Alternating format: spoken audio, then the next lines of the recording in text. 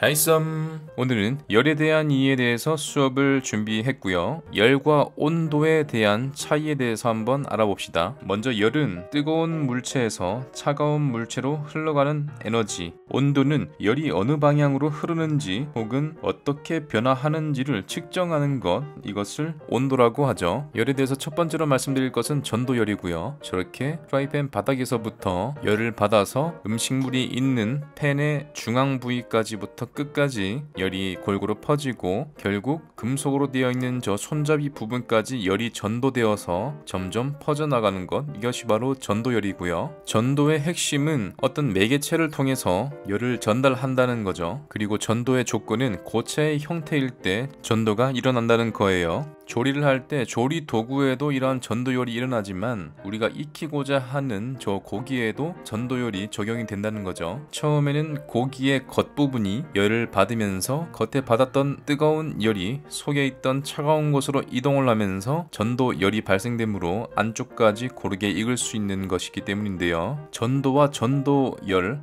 이 부분은 뒤에 배울 많은 열의 종류에서 중복될 수 있는 부분이기 때문에 맨 처음에 알려드린 거고, 그 다음으로 알아볼 열의 종류는 대류열입니다. 대류열의 큰 특징은 고체처럼 그 형태가 유지되어 있는 것이 아니라 유체나 기체처럼 흐를 수 있는 것을 말하는데요. 냄비에서 물을 끓여보면 냄비 안에 있는 물은 한시도 가만히 있지 않고 대류 활동을 일으키면서 차가운 물은 밑으로, 뜨거운 물은 위로 올려주면서 대류 활동을 끊임없이 반복하고 있습니다. 이것은 물만 적용되는 것이 아니라 기름도 똑같은데요. 우리가 물과 기름을 불에서 가열할 때 밑에 있는 기름만 뜨겁고 위에 있는 기름이 차갑지 않은 이유는 이렇게 대류 활동을 원활히 하기 때문입니다. 물과 기름, 이 두 가지뿐만이 아니라 공기까지 순환시키는 컨벡션 오븐이 있죠. 그렇기 때문에 공기까지 순환시켜버리는 이 대류, 우리가 일상 속에서 요리를 하면서 가장 많이 사용하는 열 전달 방식이 바로 대류열입니다. 그리고 우리가 자주 사용할 수는 없지만 굉장히 로망적인 그런 열 전달 방식이 있습니다. 바로 복사열이죠. 복사열의 가장 큰 예는 태양 에너지라고 할 수가 있는데요. 중간에 어떠한 매개체가 없이도 다이렉트로 열을 전달해버리는 이 복사열은 여름철 우리의 피부 겉면을 익혀버리려는 그런 열입니다. 하지만 우리를 태워버리려고 하는 이 복사열이 왜 로망과 같은 열 전달 방식인가 하면요, 요즘 캠핑하시는 분들이 굉장히 많이 늘어났고 주말마다 휴일마다 근처에 있는 캠핑장 혹은 캠핑을 즐길 수 있는 곳을 엄청나게 많이 선호하고 있습니다. 캠핑에서 빠질 수 없는 것은 숯불. 캠핑에서 숯불이 빠져버린다면 그 캠핑의 묘미가 정말 반감이 되겠죠.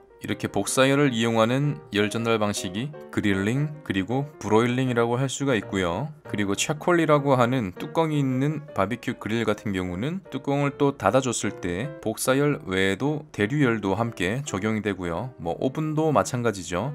제가 사용하고 있는 오븐 같은 경우는 컨벡션 모드를 돌리면은 오븐의 밑에 있는 열판이 같이 가열되면서 복사열과 대류가 함께 일어나는 그런 구조로 되어 있습니다. 브로일링 같은 경우는 가스불을 주로 이용을 하고, 그릴은 밑에서 숯불로 열을 가열했다면은 브로일링은 위에서 가스불로 재료를 익혀주는 방식으로 주로 많이 이용이 되는데, 어느 정도의 공간이 막혀 있기 때문에 대류 활동도 함께 같이 일어납니다. 개념 자체를 가스를 이용하면 브로일링, 숯불을 이용해서 숯에 향을 입히고 그릴에 자국을 남긴다고 하면 그릴링으로 생각하시면 되겠어요. 처음에는 굉장히 쉬웠던 내용들이 갈수록 뭔가 좀 복잡해지는 느낌이 들죠. 하지만 조금만 생각해보면 굉장히 쉬운 부분들이에요. 그러면은 편의점에서 가장 많이 사용되는 마이크로파, 바로 전자레인지는 어떤 가열 방식을 사용하고 있을까요? 마이크로파는 복사열과 비슷하지만 우리가 뜨겁게 달구고자 하는 대상에 들어있던 수분의 플러스 극과 마이너스 극을 진동시켜서